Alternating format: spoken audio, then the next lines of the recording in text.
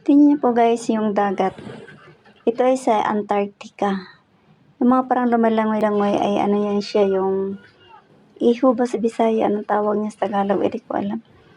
Basta ano yun siya, yung whales ba, yung mga ng tao. Tapos ano to siya, Antarctica. Doon sa unahan, yung Antarctica pala, ano yung puno ng yelo doon, kaya walang natitirang mga tao doon. Yung mga pumupunta doon, ano lang, mga tourist lang ba.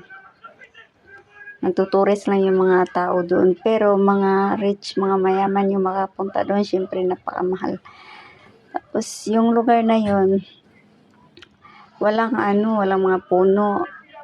Bali ano lang talaga siya, yung ice, nag-ice lang talaga sila doon. Yung mga bangka-bangka na yan, mga ano yan sila, mga ano ba, turista. Yun, ganyan, ano lang talaga sila ng tutures.